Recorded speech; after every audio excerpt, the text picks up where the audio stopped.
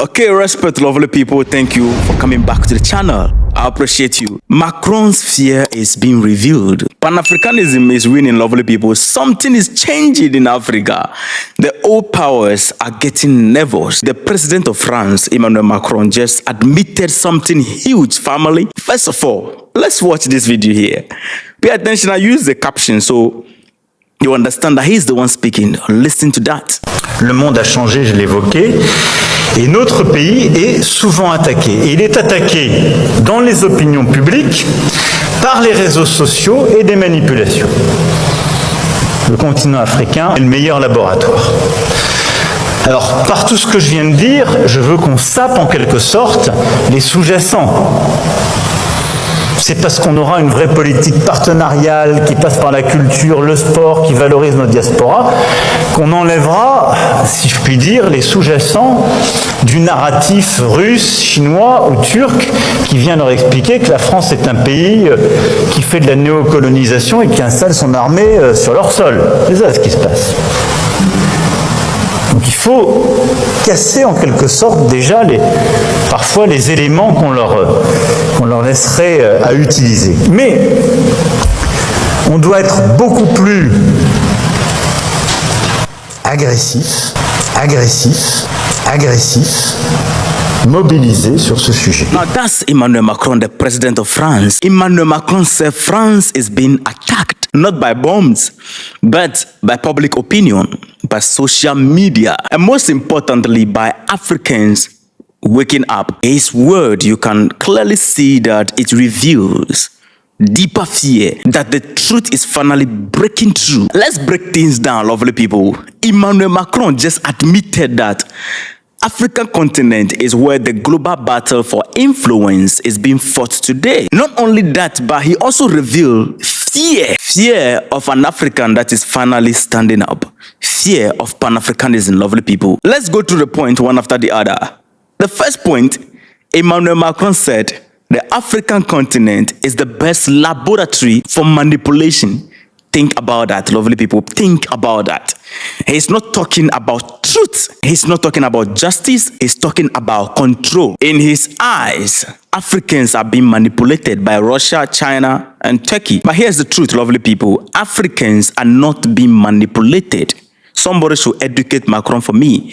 We are only thinking for ourselves. We are questioning everything from the presence of foreign troops to the theft of our resources to the lies told in the name of partnership. Let that sink in. The second thing, Macron said other countries are pushing a narrative that France is still a colonizer, that France is placing armies on African soil. But that is not a narrative. Somebody should tell Macron, we are not blind. That is not a narrative. That is a fact. But what he's really saying is that African minds are easy to control. But the reality of the story is that Africans are not being manipulated. We are finally telling our own story. And our story reveals the reality. The reality is that France still controls the currency of 14 African countries through the CFA France before Mali, Niger, Burkina Faso pull out.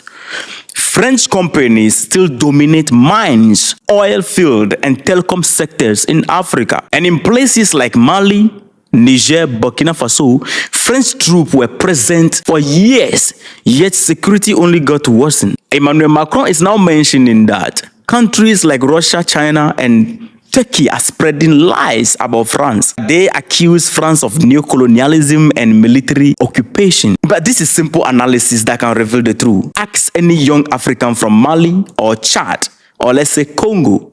Do you need China to tell you France is exploiting your resources? Ask them.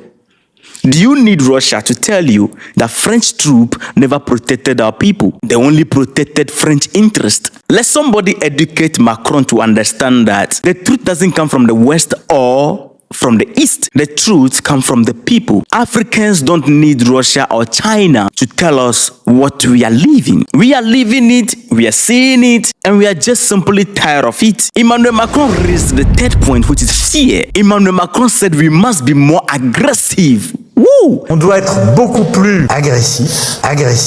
That's a punchline right there. He wants France to be more active in culture, sports, and diaspora affairs, not to uplift but to control the story. Saying France must be more aggressive is simply saying that we need to be more aggressive in shaping the narrative, and that is a warning. It means more propaganda, more soft power, more control through ports, media, and culture. It means attacking African unity with words while holding African wealth with deals. It means France 24 is going to propagate a whole lot. Monde Afrique is going to come in more. A whole lot are going to follow. But let Macron understand that Africans are done being played. This aggression won't scare Africans this time. It only proves we are on the right path. Because what we know is that this particular speech by Emmanuel Macron, it revealed soft power, the new colonization. It is not about guns anymore. It's about influence, about shaping how young Africans think, using tools like the media, sports, and activities related to French and colonization. But guess what? It is not working. From TikTok to WhatsApp, on YouTube, on Facebook, from Ghana to Niger, African youth are spreading the truth faster than ever. I am one of them. I'm proud for taking this path, and I'm happy about it. France is not afraid of manipulation, lovely people. France is afraid of losing its grip on Africa. Number 4, he mentioned about a new world. The world is changing. This is the reality. Across the continent of Africa, we are witnessing a political shift, as Macron rightly pointed. In Burkina Faso, young people are chanting the name of Thomas Sankara again. In Mali, people wave Russian flags, not because they love Russia, but because they want France out. In South Africa, EFF members challenge Western influence in parliament. The message is the same everywhere. Africa belongs to Africa. We are not colonies. We are not powers. We are nations rising, struggling, fighting, but finally waking up. That's just the message. And let me correct something right here, which is one mistake a lot of people made. And I think as Pan-Africans and understanding Pan-Africanism, we need to educate the youth what Pan-Africanism means. Pan-Africanism doesn't mean we hate the East, we hate the West, we hate America, we hate France. No, that is not Pan-Africanism. Pan-Africanism is not about hating anybody. It's about loving ourselves enough to choose our own path. It simply means trading with each other more than we trade with Europe. It means speaking in one voice at the African Union. It means building our own army, our own currency, our own media. Because the more we unite as Africans, the more powerful we become. And the more powerful we become, the more afraid the old powers will be. Just as this young man is so afraid while speaking. Macron's speech actually confirms it.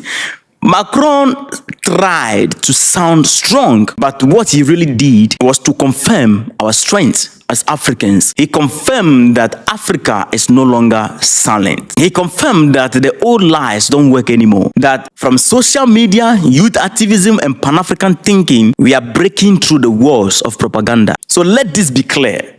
The future of Africa will no longer be decided in Paris. It will be decided in Ouagadougou, in Accra, in Johannesburg, in Dakar, in Africa. France is afraid of African unity. Let them be afraid. And that's a good thing, lovely people, because when the oppressor fears you, it means you are no longer under their control, lovely people. So to every young African out there, keep standing, because we have gotten to the level where Pan-Africanism is no longer a dream. It is now a storm that is shaking the old empire. And this is just only the beginning, lovely people. Africa will rise. Who will complete the struggle of our forefathers? And that's final. Lovely family, I want something from you. Add yours in the comment for me.